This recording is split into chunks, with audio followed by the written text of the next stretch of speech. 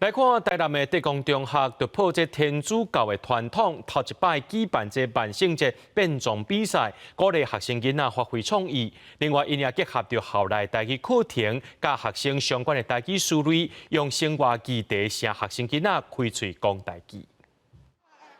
有人扮做埃及人巴来参台卡学生活动，某人装他做包公特殊模样不假成，各班赛代表装做无共造型来参加变装比赛，那比创意嘛比趣味。这摆万圣节变装是德光中学办年会向学校争取的，主要因为伫天主教文化内底无特别过节的节日，即回因拍传统，以台湾发展的角度，头改办这款应景的活动。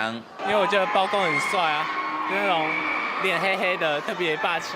就越来越长大，就一直没有参加类似的活动，然后也没有机会去扮装，然后就想说，可不可以有一些机会，可以让全校一起来参与万圣节？最深刻的就是一个扮迄种吸血鬼，迄个安尼行路安尼有够型的啦。德光本来是做多元的，也发展。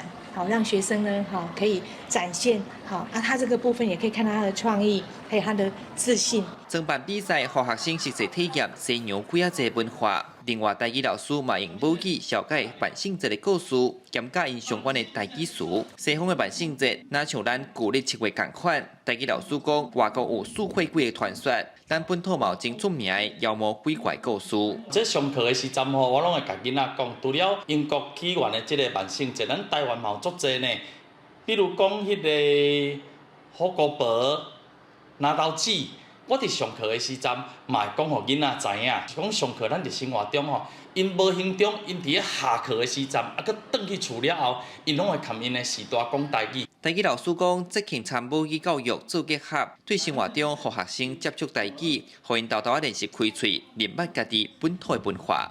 记者从台南采访报道。